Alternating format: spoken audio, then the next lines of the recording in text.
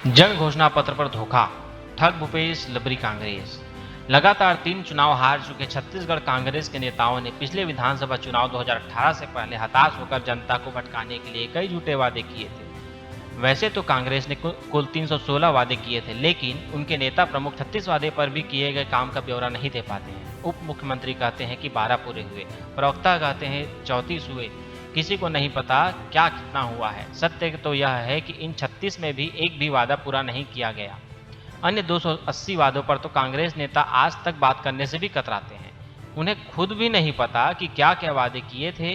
इन 280 अन्य वादों की सूची में प्रदेश की हर मां को प्रतिमाह 500 रुपये देने और हर 5 सदस्य के भूमिहीन परिवार को आवास के लिए भूमि देने जैसे वादे शामिल हैं। नरवा गरुवा घुरवा बारी का नारा लगाने वाले कांग्रेस के लोगों ने नाले के विकास के लिए कभी काम किया ही नहीं। कांग्रेस सरकार सिंचाई के क्षेत्र में भी फिसलती रही। गरवा के अंतर्गत हुआ 1300 रुपये करोड़ का घोटाला गाय गौठान में है ही नहीं और बारी तो सरकार ने बनवाई ही नहीं। जन घोषणा पत्र आज उनके झूठे, ठग और धोखेबाज होने का सबसे बड़ा प्रमाण बना हुआ है। परेशान किसान, मिल नहीं रहा किसानों को सम्मान, विफल रहा हर प्रयास, लबरा से त्रस्त किसान खा रहा सल्फास। यह सरकार किसानों के दम पर ही बनी और 5 सालों में किसानों का दम ही निकाल दिया। प्रदेश के किसानों का कर्ज माफ करने, सिंचाई क्षमता दोगुना करने और धान का 2 साल का बोनस देने का वादा अब तक अधूरा है। ये हाल तब है जबकि इसका सरकार ने किसान के नाम पर दुनिया भर की संस्थाओं से अथक कर्ज लिया है।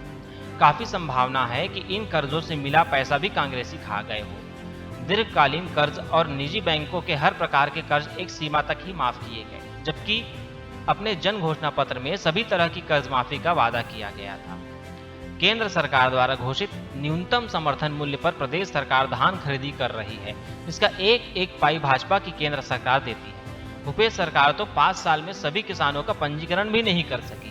आज भी छत्तीसगढ़ के लगभग 20 लाख अपंजीकृत किसान हैं जिनको धान पर न्यूनतम समर्थन मूल्य नहीं मिलता।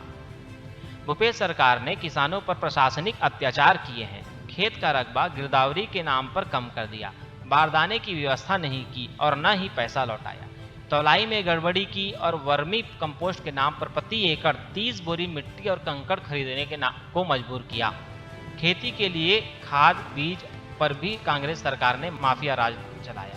प्रदेश सरकार द्वारा अपने राजनीतिक स्वार्थ के लिए सहकारी सोसाइटी का जो सहकार्य का भाव है उसे समाप्त कर और सोसाइटी एक्ट 1960 का भी उल्लंघन कर अपात्रों की मनोनयन से नियुक्ति की गई है। प्रदेश की कांग्रेस सरकार द्वारा सोसाइटी अध्यक्षों, दूध सह महासंघ, राज्य सहकारी बैंक व जिला सहकारी बैंक में लोकतांत्रिक तरीके से चुनाव न कराते हुए कांग्रेसी चमचों को ही अध्यक्ष उपाध्यक्ष बना दिया गया है। मंडी में लोकतांत्रिक प्रक्रिया को ताक पर रखकर मनोनयन किया गया है।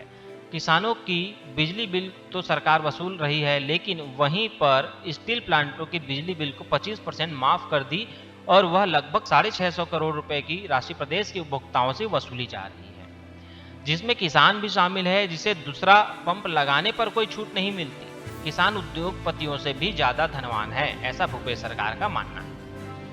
28 लाख किसानों का पंजीयन होने के बावजूद भी केंद्र सरकार को सत्यापित कर नहीं भेजा गया, जिससे वे प्रधानमंत्री किसान सम्मान निधि से वंचित रहे। इस सरकार की किसान विरोधी कुनीतियों के कारण पिछले 56 महीनों में 1000 से अधिक किसानों ने आत्महत्या की।